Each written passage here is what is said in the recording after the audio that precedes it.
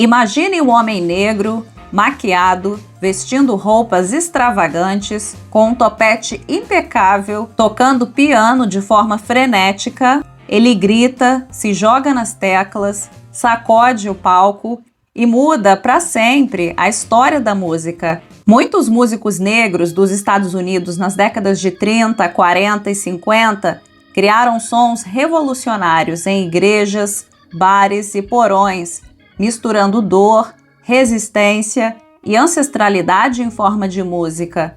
Enquanto isso, seus nomes eram sistematicamente apagados pela indústria fonográfica, que preferia empurrar versões embranquecidas ao grande público. No filme Pecadores, de Ryan Coogler, é exatamente essa analogia que vemos. Os vampiros não são apenas criaturas das trevas. Eles representam justamente isso, os que sugam a cultura negra para lucrar com ela, sem jamais honrar suas raízes. Monstros modernos que se alimentam da criatividade, da dor e da genialidade, apagando nomes, distorcendo narrativas. Little Richard, por exemplo, teve seu trabalho apropriado. Enquanto ele incendiava o piano em Tutti Frutti, a indústria colocava Pat Boone para cantar a mesma música sem alma, sem suor, sem risco. E foi Boone quem apareceu nas capas de revista, nas rádios, nos programas de auditório. Vários músicos sofreram nessa indústria e nem sempre tiveram reconhecimento merecido, como Lead Belly, Howlin' Wolf, Linda Martell, artista da música country mencionada por Beyoncé em seu álbum Cowboy Carter, Cassiano e Itamar Assunção no contexto brasileiro. E apesar de Little Richard ter tido uma de suas músicas gravadas e reformuladas, ele criou um som que parecia não caber em lugar nenhum, porque ele mesmo nunca coube no que esperavam dele. Enquanto outros foram aclamados como reis, gênios, ícones, ele foi chamado de exagerado, estranho, barulhento demais. No entanto, também foi ele quem moldou o caminho. Influenciou David Bowie, Prince e até Bob Dylan, que escreveu no anuário da escola que seu maior sonho era entrar para a banda de Little Richard. Ele aperfeiçoou sua arte atuando como drag queen, com brilho, coragem e precisão, e se tornou muito mais que um cantor. Se tornou um furacão, um símbolo, um marco impossível de apagar, embora tenham tentado. Richard Wayne Penniman, o nome por trás da lenda, nasceu em 5 de dezembro de 1932 na Geórgia, em pleno sul racista dos Estados Unidos. Filho de uma família numerosa, pobre e profundamente cristã, cresceu sob o peso da vigilância moral e da exclusão social.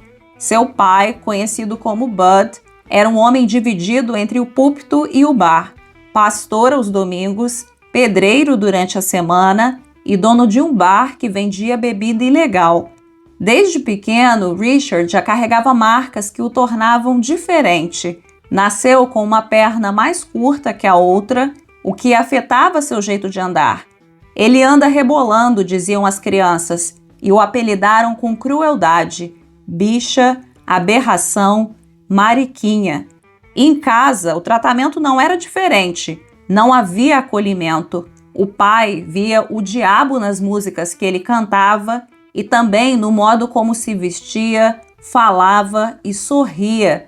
Qualquer sinal de leveza ou expressão de feminilidade era vista como ameaça, como desvio, como vergonha. Little Richard cresceu no sul dos Estados Unidos durante a era Jim Crow, um tempo em que a segregação racial não era apenas tolerada, mas institucionalizada. Pessoas negras eram tratadas como cidadãos de segunda classe. As chamadas árvores de enforcamento ainda estavam lá, espalhadas pelas cidades como monumentos não oficiais do terror racial. Ser negro era viver sob ameaça constante. Ser negro e afeminado, então, quase uma sentença de morte. A homossexualidade precisava ser escondida, abafada, anulada. Num mundo que mal permitia que ele existisse como homem negro, ser quem era, em sua totalidade, parecia impossível. A música então virou fuga, mas não qualquer música. O blues, com seus gritos de dor, desejo e desobediência, não era apenas uma melodia triste, era denúncia viva, um eco da escravidão e da opressão que ainda ressoava. Por isso, muitos chamavam o blues de a música do diabo, tanto que surgiu a lenda. Robert Johnson, um dos pais do gênero, teria feito um pacto com o diabo na encruzilhada para tocar como ninguém. Essa história atravessou gerações porque, em um mundo que negava dignidade ao povo negro, ser brilhante demais, ousado demais ou livre demais só podia parecer coisa do além. Mesmo assim, foi justamente nesse cenário conservador e opressor que sua voz encontrou seu primeiro refúgio, a Igreja Pentecostal. Ali, entre palmas, gritos e transes espirituais, a música virou fogo, fé e resistência. Aos domingos, Richard cantava. Desde pequeno, chamava atenção pelo alcance vocal impressionante e por um volume que parecia vir de outro plano. Quando ele abria a boca, era como se o sagrado e o profano se tocassem por um instante. Um som que atravessava paredes, púlpitos e preconceitos. Mesmo que por trás dos améns, muitos ainda cochichassem sobre o jeito dele. Apesar de ser considerado um aluno fraco na escola, Richard era um aprendiz brilhante na música. Aprendeu a tocar piano ainda criança, nos cultos fervorosos da igreja, onde o ritmo fazia o chão tremer e o corpo se expressar com liberdade que a vida não permitia do lado de fora.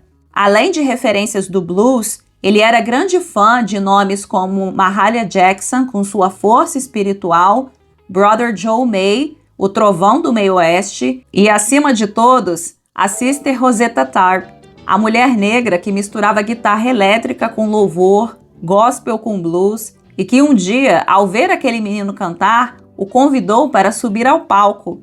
Esse convite mudaria tudo. Era o sinal de que o mundo lá fora poderia ter um espaço onde ele coubesse, ou pelo menos que ele poderia inventar esse espaço. No entanto, seu pai não suportava o comportamento considerado afeminado do filho. Religioso, rígido e contraditório, via na expressão de Richard, no seu andar, no seu riso, no seu brilho, tudo aquilo que ele considerava pecado. Aos 13 anos, Richard foi expulso de casa, rejeitado pela própria família, carregando a dor da exclusão e o peso do não pertencimento. Viu-se sozinho em uma cidade onde ser negro, pobre e gay era, ao mesmo tempo, uma sentença e um risco de vida. O relacionamento com o pai nunca mais seria restaurado. 6 anos depois, aos 19 anos, Richard receberia a notícia que marcaria sua vida para sempre. Bud, seu pai, havia sido assassinado a tiros na porta de um bar local. O luto veio sem reconciliação, sem perdão, sem despedida. A ferida ficou aberta e essa dor, silenciada, empurrada para o fundo do peito, atravessaria sua música, sua identidade e sua fé por toda a vida. Ao ser expulso de casa aos 13 anos, Richard não tinha onde dormir, nem em quem se apoiar. Carregava nas costas uma mala invisível feita de vergonha, dor e rejeição. Foi então que cruzou o caminho de Anne e Johnny Johnson, um casal que administrava o TikTok Club, uma casa de espetáculos frequentada por artistas locais, músicos de bar, drag queens e figuras da vida noturna. E foi ali, naquele espaço à margem, entre palcos improvisados, bastidores esfumaçados e conversas à meia luz, que Richard começou a se reinventar. Desde cedo, Richard desafiava os padrões, gostava de usar as roupas da mãe, brincar com maquiagem e criar um estilo próprio, sem rótulos. Uma de suas maiores inspirações foi Billy Wright, cantor negro afeminado, conhecido por subir ao palco com roupas e sapatos de cores vibrantes, tudo cuidadosamente combinado. Richard ficou fascinado, adotou o mesmo penteado, começou a usar a maquiagem pancake, e fez da extravagância visual uma assinatura, algo que décadas depois inspiraria artistas como Prince. Nessa mesma época, também se apresentava como drag queen sob o nome de Princesa Lavon, usando um glamuroso vestido vermelho em shows de uma trupe itinerante que percorria o sul dos Estados Unidos. E esses shows carregavam um legado ambíguo. Eram herdeiros do racismo dos antigos menestréis, onde pessoas brancas representavam caricaturas de negros fazendo blackface e onde artistas negros faziam apresentações em que eram ridicularizados. Mas, ao mesmo tempo, eram espaços de resistência silenciosa, onde a teatralidade, a sexualidade dissidente e o deboche viravam ferramentas de sobrevivência. Um palco onde artistas negros, drags, travestis e comediantes ousados podiam existir, mesmo que às margens. Mais tarde, em Nova Orleans, ele tocaria no lendário Dew Drop-In, um clube noturno conhecido por ser um dos poucos espaços onde artistas LGBT podiam se apresentar abertamente. O mestre de cerimônias era Patsy Vidalia, uma drag queen carismática, dona da cena local. Foi nesse caldeirão de plumas, batons, suor e batidas frenéticas que Richard foi esculpindo sua persona artística, intensa, andrógina, imprevisível. Durante a adolescência e o fim dos anos 40 e o início da década de 50, Richard passou por uma série de formações musicais que foram moldando não só sua presença de palco, mas sua própria personalidade. Em 1949, entrou para a orquestra Buster Brown, e foi lá que ganhou o apelido que carregaria para sempre, Little Richard. E foi em 1951 que ele teve sua primeira grande chance. Depois de uma apresentação em uma rádio local de Atlanta, chamou a atenção de olheiros da indústria e, contra todas as probabilidades, assinou um contrato com a gravadora RCA. Mas o que parecia o início de uma ascensão meteórica, logo revelou suas amarras. A gravadora, tentando enquadrá-lo em um molde mais aceitável, optou por um repertório de blues suave, com arranjos comportados e sonoridade domesticada. Abafaram tudo que fazia dele único: os gritos rasgados, o piano martelado, o carisma teatral explosivo que incendiava os palcos. Nos discos, Richard era só um esboço, brilho diluído, fúria silenciada, uma tentativa de torná-lo palatável a um mercado que não estava pronto ou disposto a vê-lo em sua plenitude. O resultado? Fracasso.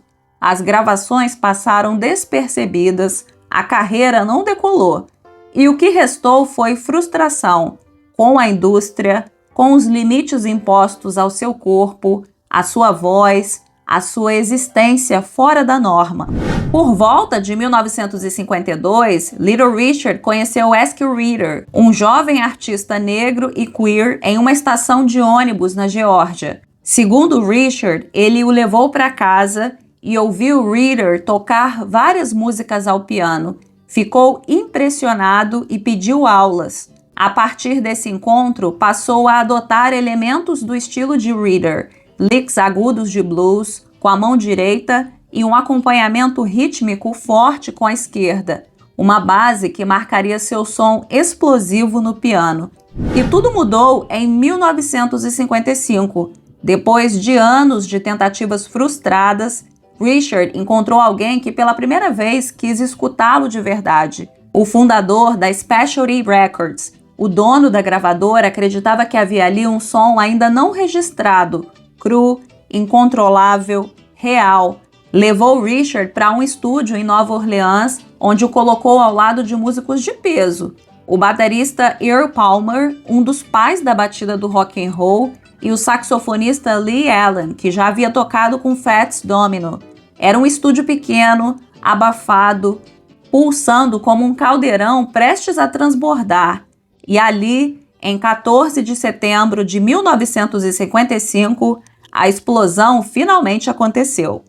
Nascia Tutti Frutti, mas não era apenas uma música. era um cometa em forma de som. Richard já cantava a canção em clubes noturnos queer e bares gays muito antes da indústria se interessar. Era sua música mais visceral, mais livre, mais ele. E naquele estúdio, com a voz rasgando os microfones e o piano pegando fogo, Little Richard não apenas gravou um hit, ele mudou a história da música popular para sempre. No entanto, a indústria ainda precisava podar o que considerava demais. O produtor, Robert Bumps Blackwell, chamou a compositora Dorothy Labustrie para limpar a letra original de Tutti Frutti, um hino explosivo que falava abertamente sobre sexo, desejo e ambiguidade queer. Os versos picantes foram substituídos por rimas inofensivas, feitas sob medida para não escandalizar as famílias da América conservadora. O disco foi um fenômeno imediato. Tutti Frutti atravessou as barreiras de cor, classe e religião num país ainda segregado. Tocou em rádios de brancos e negros, jovens e velhos, conservadores e rebeldes. Era impossível ficar parado e era impossível ignorar quem estava por trás daquela fúria sonora. Mas, como era de praxe na indústria da época, logo lançaram uma versão voltada ao público branco. Pat Boone, cantor de voz doce e sem sal, gravou uma leitura adocicada da canção, que ironicamente vendeu ainda mais entre o público branco e conservador. Mas ninguém jamais conseguiu replicar a energia de Little Richard. Nos 18 meses que se seguiram ao estouro de Tutti Frutti, Little Richard se tornou uma força da natureza. Entre 1956 e 1957 vieram clássicos como Long Tall Sally, uma explosão de ritmo e reverência que chegou ao topo das paradas de R&B e foi posteriormente gravada por Elvis e pelos Beatles. Good Golly Miss Molly, com seu piano alucinante e refrão gritado que virou referência direta para o rock britânico dos anos 60, e Send Me Some Lovin', onde Richard mostrou também seu lado mais melódico, mas sem nunca perder a intensidade. Ao lado de nomes como Rosetta Tharpe, Elvis Presley, Jerry Lee Lewis, Richard ajudou a estabelecer o rock and roll como uma nova linguagem musical, enraizada no gospel, no blues e no R&B, mas com uma energia inédita, corporal e explosiva. Seu carisma atravessou não só os palcos, mas também as telas. Na década de 50, Little Richard foi chamado para atuar em uma série de filmes musicais que exploravam a crescente febre do rock entre os jovens americanos. Mas, à medida que o sucesso explodia e seu nome se tornava sinônimo de rebeldia sonora, Little Richard começou a ser tragado por um conflito interno antigo e inescapável. As raízes religiosas de sua infância, profundamente cravadas na fé pentecostal, voltaram com força. Enquanto incendiava os palcos com letras insinuantes e performances, crescia dentro dele uma angústia espiritual, uma voz que dizia que aquilo tudo era pecado. Em 1957, no auge absoluto da fama, Little Richard fez o impensável. Durante uma turnê na Austrália, afirmou ter tido uma visão divina do céu, um sinal claro, segundo ele, de que precisava abandonar o rock. Sem aviso prévio, anunciou publicamente sua decisão de deixar a música secular para se dedicar ao ministério cristão. Foi um choque. Largou tudo para estudar teologia em uma faculdade adventista no Alabama. Nesse período, casou-se com Ernestine Harvin, com quem ficou de 1957 a 1964. Juntos, adotaram um menino de 1 ano, Danny Jones, que haviam acolhido de um associado da igreja. Durante a infância, Danny cresceu junto de Richard, acompanhando-o em turnês e, em muitos momentos, atuou como seu fiel companheiro. E, em 1959, lançou seu primeiro álbum gospel, God is Real. Mas a ruptura nunca foi total, porque ele mesmo nunca foi inteiro em nenhuma das metades. A vida pessoal de Little Richard era tão intensa quanto sua arte, mas também marcada por contradições dolorosas, feridas antigas e conflitos morais profundos. Numa época em que a homossexualidade era uma afronta, ele vivia sua identidade de forma ambígua, ora assumida com ousadia, ora negada com fervor, ora celebrada no palco, ora combatida com culpa no púlpito. Dois mundos o puxavam em direções opostas. Por 2 vezes abandonou o rock para seguir o ministério cristão, mas nunca conseguia ficar longe dos palcos por muito tempo. Tampouco conseguia apagar aquilo que o definia: os gritos, a maquiagem, a teatralidade, a sexualidade latente. Aquilo tudo era ele, mesmo quando doía.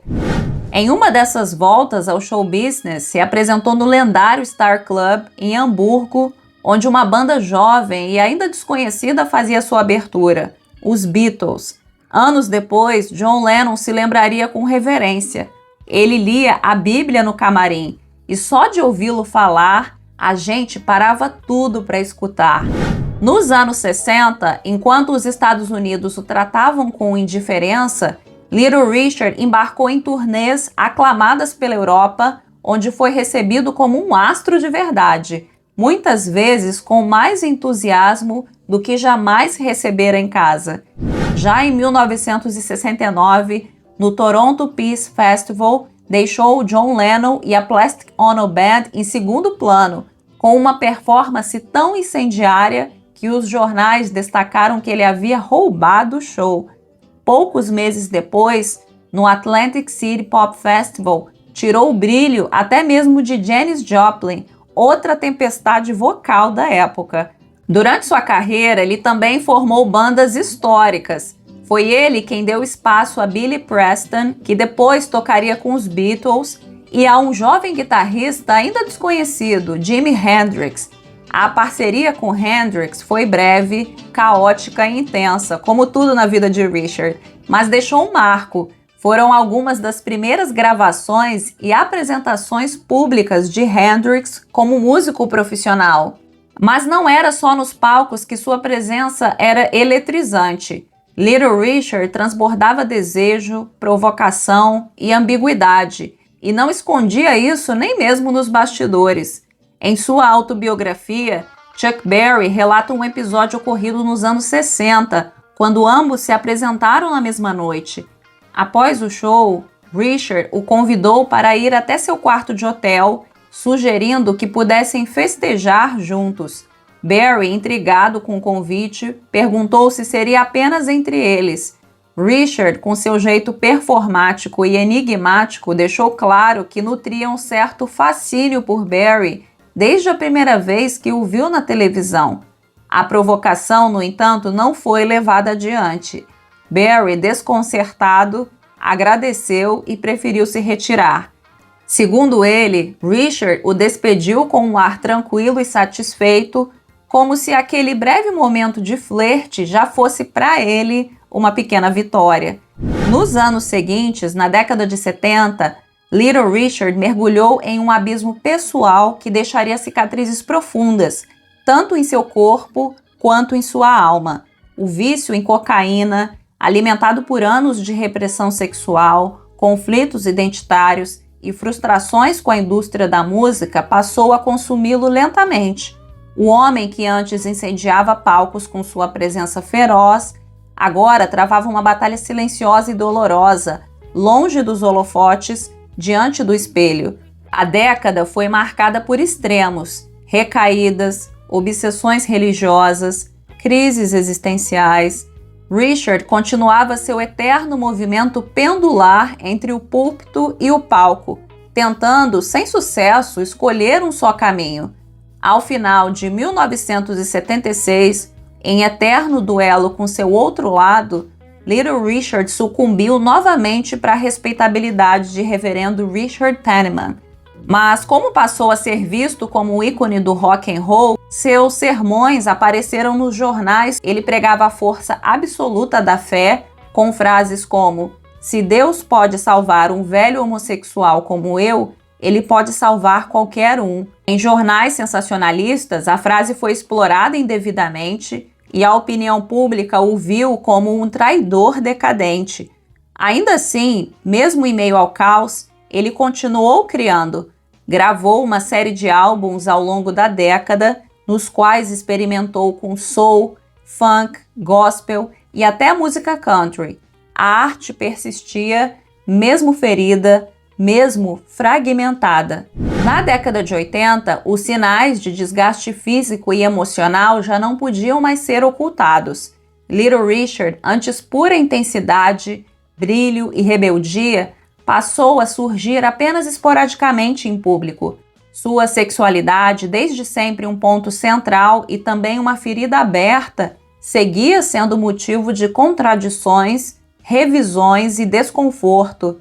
Em uma entrevista ao programa de David Letterman, ainda nos anos 80, fez uma das declarações mais emblemáticas e dolorosas de sua luta interna.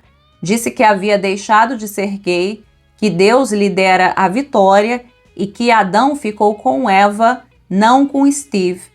No entanto, anos depois, em 1995, numa entrevista à revista Penthouse, Richard pareceu falar de si com mais serenidade, talvez até com um eco de reconciliação, e disse: "Fui gay durante toda a minha vida e sei que Deus é um Deus de amor, não de ódio." Mesmo afastado dos palcos, a figura do cantor nunca saiu completamente de cena. Participou de programas de televisão, fez aparições em filmes, participou de comerciais e lançou seu último álbum de estúdio em décadas, Lifetime Friend, uma mistura de rock com mensagens cristãs, reflexo direto de suas ambivalências espirituais e artísticas. Em 1986, foi oficialmente consagrado ao ser incluído na primeira leva de artistas do Rock and Roll Hall of Fame. Em seus últimos anos de vida, Little Richard, já longe dos palcos e debilitado por problemas de saúde, incluindo uma cirurgia no quadril e dores crônicas, passou a aparecer cada vez menos em público. Em entrevistas esparsas, surgia como um homem em constante reflexão, por vezes contraditório. Ainda assim, sua relação com a música nunca foi rompida por completo. Continuou sendo celebrado por artistas de diversas gerações e seus clássicos foram constantemente regravados, homenageados e incluídos em trilhas sonoras, filmes e premiações. Participou de shows tributo e seguiu sendo uma referência viva, ancestral do rock, do gospel e da performance. Em 6 de setembro de 2017, fez uma rara aparição em uma entrevista para um canal cristão, sentado em uma cadeira de rodas, sem maquiagem, retomou uma retórica conservadora que soou como retrocesso para muitos fãs e ativistas LGBT. Disse que relacionamentos entre pessoas do mesmo sexo representavam afeição não natural e afirmou que Deus fez homens para serem homens, mulheres para serem mulheres. Concluiu dizendo que todos deveriam viver como Deus deseja, reafirmando que o Senhor poderia salvar aqueles que entregassem o coração a Cristo.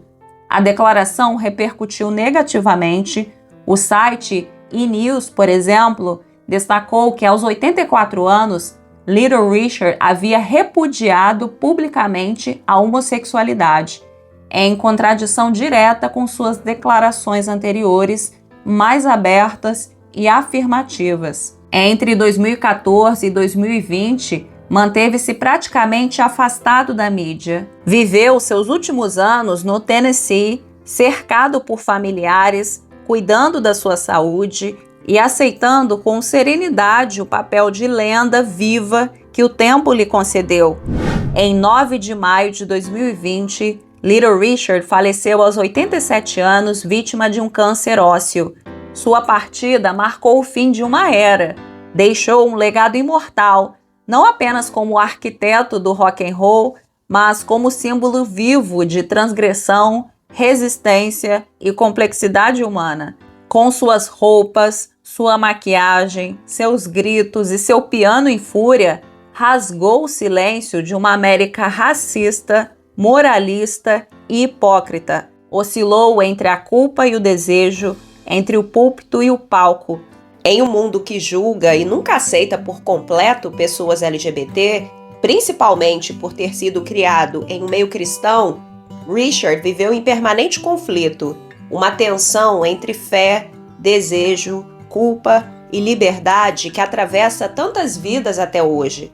Sua trajetória nos mostra que para corpos como o dele, viver já é um ato de resistência, que existir fora da norma é carregar o peso da contradição, da solidão e da luta, mesmo quando se está sob os holofotes. O arquiteto do rock, como ele mesmo se chamava, apesar de suas lutas e contradições, deixou um legado impossível de ser ignorado, não apenas musical, mas existencial. Abriu caminhos com os pés em saltos, a alma em conflito e o piano em chamas. Deixou a marca de quem ousou ser, mesmo quando o mundo dizia que não podia. E mesmo nos momentos em que tentou se calar, sua música continuou gritando por ele.